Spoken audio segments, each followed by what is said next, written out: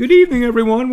Mark Abrams here. I'm sitting here with one of the preeminent writers in boxing. You can catch him on Twitter talking about boxing. You can catch him on his website, SN. Actually, it's Saturday Night Boxing, right, Adam? You got it. Adam Abramowitz. Adam, what's happening? Doing well.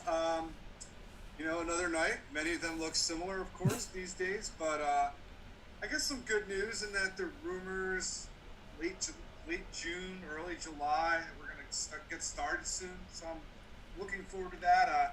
I think some of these operational details are going to be extremely tough to work out, but I'll be excited for boxing to come back. I know you will be. Absolutely, and just to let people know, we want to let the people watch these chats. It would have been a lot easier for me and me and Adam to just like step on our porch and yell out our windows because we kind of live like about a block away from each other. So might have been easier that way. Maybe. So what's happening? Practicing acceptable social distancing techniques. Exactly. So what's happening? What have you been doing? In terms of the last month and a half with our beloved sport. Yeah, well, from a boxing perspective, I think it was tough to write for a little bit. Tough, so there was so much going on in the world, and my wife is a physician. I've been in the healthcare field for a while. Tough times. So, I think for a while everybody was catching their bearings. One of the things I've been doing, I guess, in the last month is doing this series of articles called Promoter Snapshots, and so they're a lot bigger than snapshots. They're like portfolios. So my last piece was on the PBC, and they have something like 160, 170 guys, and so it's a lot easier to do these things when they have 30 people in a stable. But I did Golden Boy a few weeks ago, and I did Premier Boxing Champions last Friday. My next piece is going to be on Top Rank, and I've got some very nice feedback, and it looks at basically the strategic position of each of these companies, who's in their stable, who's a prospect on the rise, what kind of tough decisions do they have in the next 12 to 18 months. There's some criticisms too. It's been well received. I've gotten good feedback from both companies that I've written about, so I don't feel like I missed anything big. But it's a fun project, but it takes a ton of time to get to know some of these prospects. And we see these guys' records and they're 3-0 or they're 5-0. Well, who are they? What are they about? It's been fun. It's been a good challenge. Have you? You said you've gotten good feedback. Have you gotten any quote constructive criticism from either of these two so far?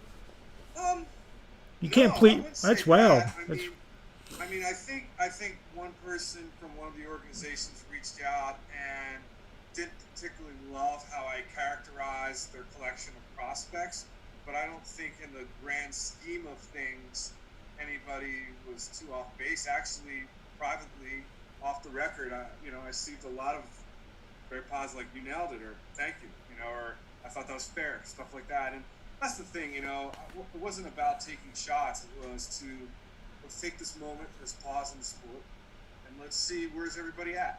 The challenges that Golden Boy faces and, let's say, Top Rank faces are going to be completely different as boxing resumes. In my estimation, Golden Boy has a lot of interesting prospects in their stable that a lot of people don't know about. And so I think theirs is going to be one of really using their promotional assets in a way that they haven't been doing.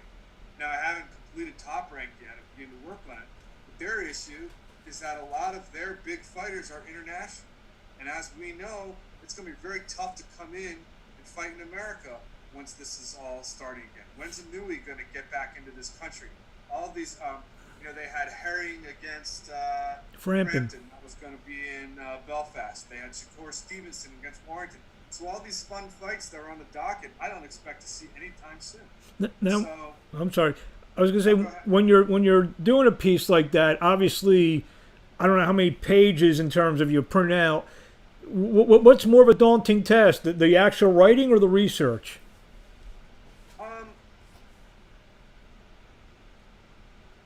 That's a really good question. And to be honest honest with you, I think the toughest part is knowing what to leave out. Is that it's is to be thorough but not overkill. And the research has been fun, to be honest. I've learned a lot of things. Like one of the things I realized about PBC is one, like if you put all the names of guys they have from 29 to 35, how amazing that stable has been with Porter and Thurman and Spence and Rasheed Warren. They have like 12 guys, 14 guys that have won belts just in those 6 years of that age group. This is great. Take a look at that next step down. I don't think they're as strong there. Now, there's time for these young guys to, of course, take Gervonta Davis and Caleb Plant and Benavides, guys that I like, but I don't know if they have the depth that I saw from my previous group. That being said, that previous group, they had amazing depth. I mean, they had amongst the best depth in the sport at that point in time. So I learned stuff each time. The research has been fun, but it's tough. I miss guys. There are guys. There was a heavyweight I missed in Golden Boy stable that I got some comments back, like, you really should have put this guy in. And, I see some clips and I talk to some people and he's not on the radar, but then suddenly he's so I'm not going to get everybody, but it's been a good exercise. I mean, Top Rank has 103 fighters under contract, something like that, 101. So obviously no one that doesn't work for the company. I mean, I'm not Brad Goodman, I'm not Bruce Trampler. I don't know each of these 101 guys intimately, but I'm going to try my best to be as familiar as I can with most of them, and ask around and see who's worth including, commenting on who's not. Now, out of the, say 160 you said for PBC, how many did you touch on? Well, a lot of them I'll list in formats in different categories. Yeah. So who are their elite fighters, who are their champions, who are their interim champions, who are some under the radar guys that you may not know about, who are their top prospects, who's their second level prospects. I think I hit on over 100 in that list. I think I hit over 100. I mean, every company has the guys that are still on their roster sheet that aren't that active anymore, or clearly on the downside, or, running out the string. I think I definitely got over 100.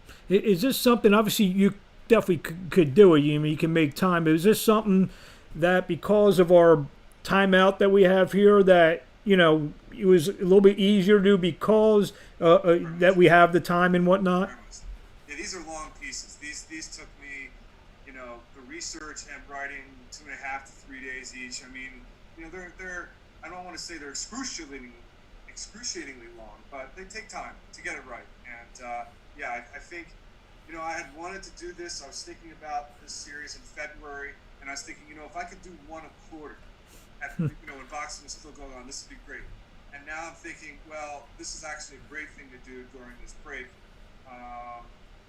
It's been fun, and definitely something that's keeping me actively engaged in the sport during its absence. So you're working on Top Rank. I would imagine Matchroom would be after that?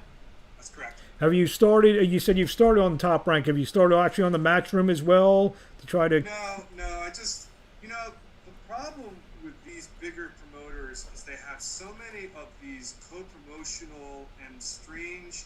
I mean, obviously the challenge with PBC is who is actually a PBC fighter. What does that mean? Are all Mayweather promotion guys PBC? Anyway, so I've tried to address that in the article. Top Rank has so many co-promotional deals with various people around the world, and some of these are obvious. Like, we know his deal with Frank Warren. We know he has a deal with Yvonne Michelle up in Montreal for Alvarez and a couple guys. And he's got Avalo with Pulev and certain guys correct. like that. But there are other people on the roster where it's, they have American rights to fights that they promote. Does that mean they're their fight? So a lot of it's just kind of figuring out as best I can who is really on the roster. What's the difference between a partnership and like a real co-promotional deal? Because I've learned that people don't really want you talking about their fighters if they're not really theirs. You're one of the more active social media, Twitter, boxing Twitter, I guess influences. I guess that's the word or whatnot. During this timeout, there's been a lot of different talk. What's been like. things that you may have taken away from the people on Twitter, what they're talking about in the game of boxing, in the sport, or in the business that you've kind of maybe noticed over the last few weeks? Well, I think boredom's setting in. And, I think anybody is so excited for a sliver of news, right? So you have this whole report that Fury and Joshua are interested in fighting, and Wilder's going to be asked to do a step aside, and then the next day that's complete bunk. I kind of felt that reading it the first time, but so be it. I think people are just really excited. What I've noticed, I've been reading comments from people like Steven Espinoza and Oscar De La Hoya, Bob Arum. They all have these different views of what boxing is going to look like when it resumes. Some think they're going to start off with big fights, and some think they're going to do these smaller shows in a studio. Eddie Hearn was on record saying we can't do major fights yet. We haven't figured out how to pay these guys that get $5-10 million a fight. There's no way we can do that without fans yet. We haven't figured it out. So I've been talking to a lot of people. I do a podcast once a month with my co-host Brandon Stubbs, Punch to the Face, and we're trying to figure out kind of what the sport's going to look like. And it's really fascinating because you get so many different opinions. Well, as you know, Mark, I mean, you're involved so much with our local shows, not just in Philadelphia, but everywhere. I mean, what the hell are local promoters going to do? I've been saying that. I mean, it's going to be very difficult without a TV backing because a lot of the promoters they work off of ticket sales to pay not only pay the fighters but pay all the other bills that go along with putting a show on. So without TV, it's going to be very, very difficult, or some type of streaming service that provides a rights fee. And I think a big thing, just getting back to the TV fights and what the sport's going to look like, Saturday night is actually a big night, I think, for what boxing. A lot of, over the past years, boxing, UFC boxing. Saturday night, UFC's got a big pay-per-view fight in an empty 15,000 seat arena. So that's going to go a long way in the next couple of weeks. Or are people going to get sick? Or, what's the social distancing? All that stuff that all those phrases that we've learned over the last 7 weeks, social distancing and whatnot, people wearing masks, or they're going to be wearing masks in the corners and whatnot. So I think this UFC fight Saturday night, and they're doing 3 shows in a week over the next week or so. I think that may be some type of blueprint of what boxing may look like for the rest of the year, minimum. Yeah. I mean, the unfortunate thing too is we had a couple of big fights in the last couple months that I don't think are going to come back. I don't think we're going to see a Nui Casemiro anytime soon. I don't think we're going to see the Luke Campbell Javier Fortuna fight that was scheduled. That was going to be a 135-pound title belt. And that's only because of the travel ban, not because the promoters or whatever, a fighter not going to take the fight or whatever. Yeah, and so I talked with Jamel Herring last week, the 130-pound champ, and he said he threw his hat in the ring at the Top Rank in terms of fighting in a studio, not in front of fans, and with the acknowledgement that people are going to lose some money, fighters at first. But he said, you know what? Ratings of anything live has been very good right now. Yeah, the NFL draft. It's very possible for fighters to make some additional money in terms of sponsorship and raise their visibility during this time, especially at first, because there's not much competition. Boxing has the ability to attract eyeballs right now. Think about, it could be a couple good months for boxing. If they could somehow find a scenario that works, there's going to be nothing until September. What do you talking about the presentation of it, fighting in the studio, no fans? A lot of, especially, we've been to big fights, I've been to big fights, you've been to big fights. The atmosphere is a big deal, when you go to these big fights. Whether it's, a mega fight, a Wilder Fury type of fight, or even a fight, a guy fighting in his hometown, in front of 9,000-10,000 fans or whatever. That's not going to happen. So, and that looks great on television. I'm a big wrestling fan, so I've been watching some of the wrestling, and it's just not the same without the fans in there. I mean, what do you think? the presentation is going to be. It's a big issue. It is a big, like, listen, we all know smaller cars over the years. We've all seen the studio casino ballrooms that have 100 or 200 people and the room sounds completely dead and you're watching it on TV and you want to fall asleep. Now, the crowd noise, the excitement, the emotion that's tied into a boxing event is very much a part of the whole experience. So it's very tough. And the thing is, if the announcers try to fake excitement, the broadcasters, that rings fake. So it's going to be it's going to be a problem, in terms of trying to get that energy level going, try and sell it as a product. I think that's a big question. And you know what? Boxing's going to have to figure out a way to solve it. You have these companies with huge media contracts that need to put fights on, that need to start recouping investments they have, that need to work with their television partners. So I expect they're going to figure it out one way or the other, whether or not that's fighting in bigger arenas with 2,000 people instead of 15,000, whether it's in a studio, whether it's in a small club so it looks better on TV, than a huge sound stage. I don't know what the answer is, but I know that someone's going to figure it out. Switch gears a little bit. This morning I woke up and my eyes weren't totally open yet. And I'm flipping around Twitter, Facebook, or something. Did my eyes deceive me, or did someone putting out there something about a Floyd Mayweather Adrian Broner fight? I don't know where it came from. But you saw it though. I don't know where it came from. I just want to make sure I'm not crazy.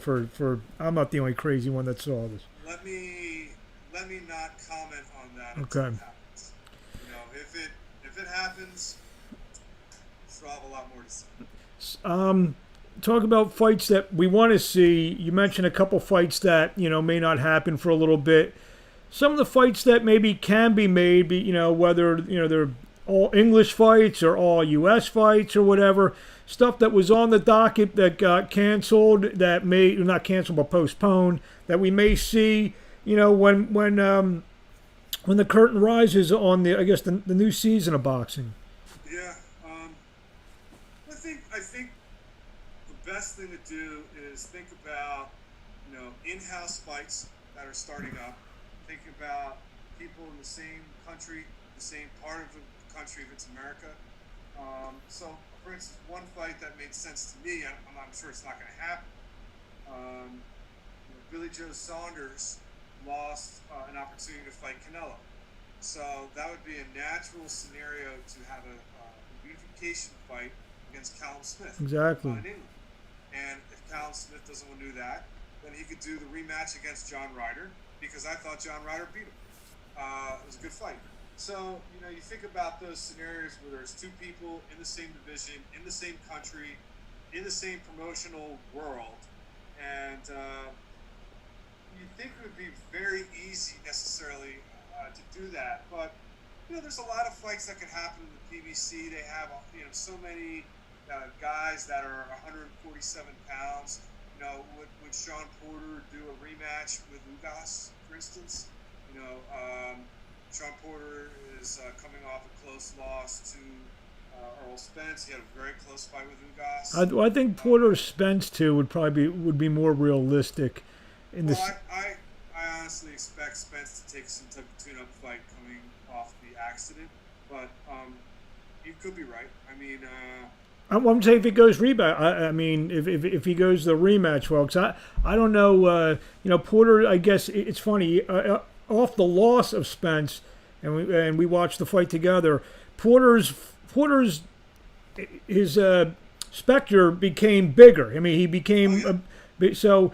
I don't know if it'd be worth it to fight a tricky, crafty guy like Ugas, rather than a guy like Spence. I mean, then like you said, the PBC angle, Danny Garcia is still in the mix as well with a big name. So I mean, obviously the PBC has tons of guys at 154.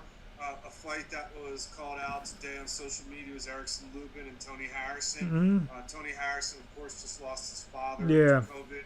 So I'm not saying it's going to happen tomorrow, but certainly a fight like that. Like a de facto elimination bout for a world title, Sure. almost. I mean, you could see that happening easily because they're both here. They're in the country. It can happen. So, I think there are a bunch of them.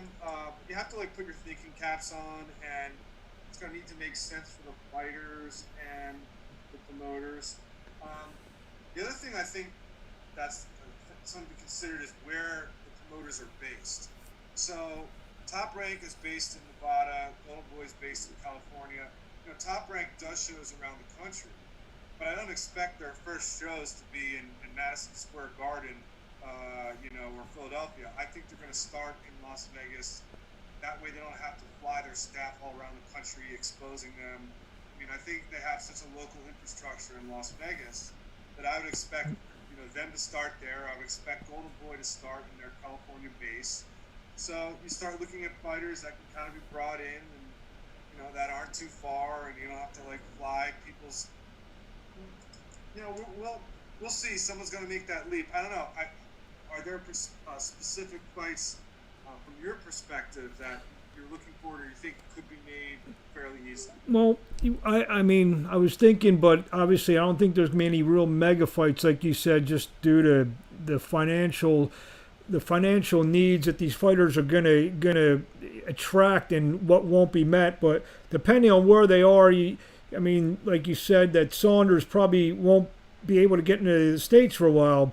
That depending if Golovkin and Canelo are still around, I would imagine Canelo can get in the country from Mexico. Golovkin, we know, lives out in L.A. area. So I mean, I don't know if that's a fight that can be made, but something like that. But there's who's Terrence Crawford going to fight? If you're figuring that all the PBC guys may kind of stay together before this, Terrence Crawford is there welterweights in the Top Rank stable? Is there maybe from another promoter? I mean, Aaron does business with everybody, so there's some fighters that are in limbo now. Yeah, very much so. I think the only guy at 147 the only Top Rank guy of note, but I think he just failed a drug test, and I don't know what happened with Alexander Vesputin, but I don't think he lives in America. No. I think he still lives in Europe somewhere. I could be wrong about that. A lot of these guys I know train out in California, so if he's been trained out in California and hasn't been able to leave the country, so I guess he's here. So I don't know. Yeah, I don't know. I'd have to look into the Top Rank stable 147 because there might be a couple people I don't know. I think I know, but I don't fully know. Listen, PBC does have a ton of guys at 147. There was people say Al and Bob don't ever work together. That's not true. They've done a lot of fights together over the years. It wouldn't surprise me if Terrence Crawford was to get an opponent from PBC. Not to bring up Lugas again, but somebody I could see someone like that. It wouldn't surprise me if the money's right and there's only going to be X number of dates moving forward. People are going to need fights. It wouldn't be the most surprising thing in the world. When boxing does get, I guess, the full clearance, give me the top 2 or 3 fights that you do want to see. Well, I'm interested in whoever's Canelo fighting, whether that's Golovkin or any number of 10 or 15 people. Beeville's talked about moving down to 168 to fight him. I think that'd be a fantastic fight. I'd be very interested in that. We all want to see the mega fights eventually. We know that Crawford Spence isn't happening anytime soon, unfortunately. I know that Wilder and Fury is a big fight that will happen one way or the other. I'm not sure the demand is there based in second. That's a big one. I really was looking forward to Inoue coming over to the States again. Yeah. And I think he's just an amazing fighter. And Casimiro would have been a really nice test. Yeah, that would be, and plus it would be an exciting fight for however long it lasts with those two big little punchers, little big punchers. I'm a boxing fan, so a lot of stuff I'm gonna like. I'm not saying everything because we all know there's trash, but I'm sure there's going to be a lot of stuff out there. I'm going to like. I don't.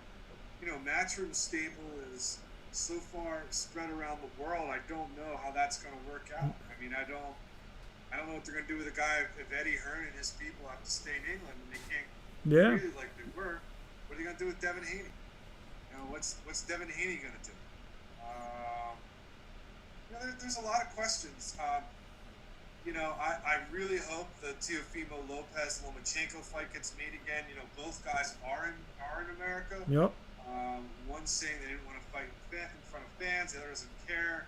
I mean, I love that fight for 20 different ways. Yep. It's boxing. Sometimes these fights get made, sometimes they don't. Going back to your I know you've only done 2 so far. Give me 2 or 3 prospects that we should keep an eye on, in your opinion, that you've, with the Golden Boy and PBC. Give me a couple guys that we should look for.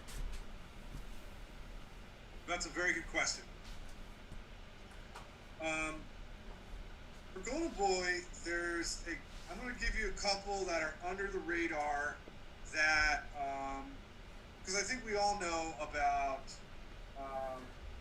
the Ryan Garcias. Yeah, Garcia and Ortiz, they don't count. Yeah. So we all know that. So what I want to do is come up with a couple of guys that I think people don't know about as well. Give me 1 second. I just want to bring that up just so I don't mispronounce the name. Come on, you've been researching 700 names the past few. You don't have them all on the top of your head? Come on now. No, I haven't. But so for Golden Boy, there's a guy I like a lot, Trevell Mazian. Trevell, yeah, 154 pounder. A lot of power. I believe he's in the middleweight division, and he's just one of these under the radar guys that everybody who's seen him knows he can fight real well. He originally came out of that James Kirkland stable in Texas and Austin. No longer associated with that gym. Had problems focusing a little bit on boxing, but seems to be very focused now. And he could be a quick riser. He's a guy I like a lot from that stable. Another guy I really like is a Montreal heavyweight named Arslanbek Makhmudov. Yes. I don't know. Have you ever heard about him, Mark? I've seen him fight, yes. Okay. He's kind of like a killer in the ring. And I was talking with some Golden Boy people, and they cannot wait, to bring him to America. So they're looking forward to that. And so those are 2 guys from Golden Boy. And let me... When you ask me, remember, you're the guy who comes to my house and sees the 4,000 DVDs, so... Well, that's true. Arslanbek is on a couple of those, I'm sure. Oh, actually, I know he is. So, under the radar guys, I will tell you a guy who the PBC really likes, the people that I talk to there, that I'm not aware of. David Morrell. He's a 2-0 Cuban who fought. Yeah, he was supposed to fight Lennox Allen for some interim belt, if I'm not mistaken. He fought once deep on a Jamal James undercard in Minnesota, and another time off TV or very early on undercard, and they all swear he's only 22, 23. They think he's a very, very, very quick mover. Yeah. So that's a guy who is not on my radar that they seem to like a lot. Everybody I talk to, they're like, this is a guy. So, okay, fine. Some of their other prospects, Michelle Rivera is kind of a really big hitter that's starting to get some notice. Omar Juarez, a couple people that I really like a lot. So, I think those are some guys, some interesting names that may not be on everybody's radar. They have some interesting guys coming up. Well, we only have a couple minutes left here. Just any final words, any final thoughts about boxing now or in the future? Well, it's a great sport, and I've been watching a lot of live fights, old fights, but when they've been broadcasted on ESPN or Showtime, and I'm going to YouTube and watching old clips. And boxing is fantastic in that it doesn't lose any luster watching a fight from 1985 or 1993 or whatever. It's an amazing sport. I miss it. In some ways, the break is